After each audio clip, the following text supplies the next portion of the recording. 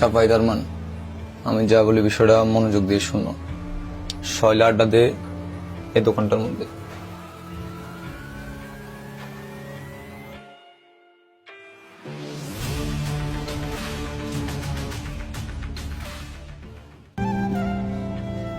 হ্যাঁ পিয়াস, হ্যাঁ কই তুমি? এই তো ভাই ব্রেকের পিছনে আছি। ওকে আসো তাহলে।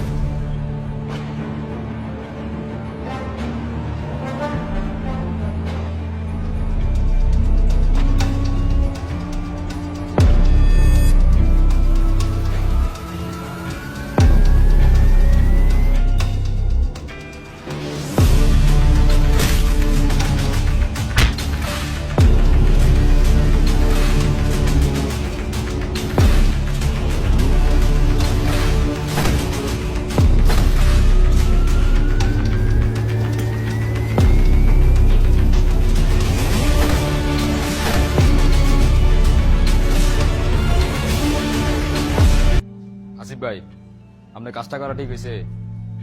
এই যে সোহেল মিয়ারে আবার মারাইলেন, আপনার বারবার কইছি যা যাবিলে জড়াইতেন না। এই লিটন, তুই এগুলো কি বলতেছস? আমি কি বারবার একই ভুল করবো? এই ঘটনার পিছনে আমার কোনো হাত নাই। ভাই আপনি এটা কি ভাবছেন? এই ঘটনা আমরা জানতাম না। একদিন তো এটা সামনে আইব, ওই দিন আপনি কি করবেন? আমি 100% শিওর এই ঘটনার পিছে আপনি জড়িত। আজকের পর থেকে আমি আর আপনার রাজনীতির মধ্যে নাই। নাজমুল কই তুই?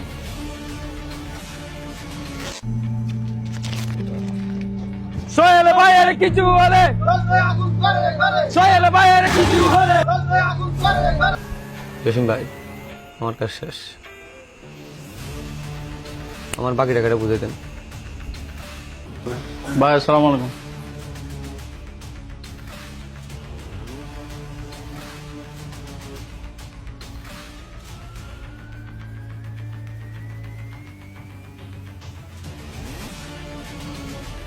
আপনারা এদিকে আসুন। এই আপনারা কি শুরু করলেন? আপনাদের কমিটি হওয়ার পর থেকে একটার পর একটা ঝামেলা লাগিয়ে রইল। এই মারামারি, এই খুন, সারা বাংলাদেশে তো আর অনেক কমিটি হচ্ছে, কিন্তু আপনাদের আগের মতো বাজে অবস্থা তো আর কোথাও দেখি নাই। আপনাদের মতো বাজে মানুষদের কারণে মানুষ বলে রাজনীতি নোংরা। আমি যদি জানতে পারি আজকের এই ঘটনার সাথে আপনারা কেউ জড়িত, আপনাদেরকে দল থেকে বহিষ্কার করার ব্যবস্থা করবো আমি। আসসালামু আলাইকুম। ওয়ালাইকুম আসসালাম। আপনাদের আসতে এত লেট হলো কেন? আপনাদের এরিয়াতে এতগুলো ঘটনা ঘটছে, আপনারা কি এগুলো দেখেন না? কিছুদিন আগে হলো, সেটা তদন্ত কতটুকু আগালেন? আপনাদের রোগীর অবস্থা খুবই ক্রিটিক্যাল, তাকে ঢাকা নিতে হবে।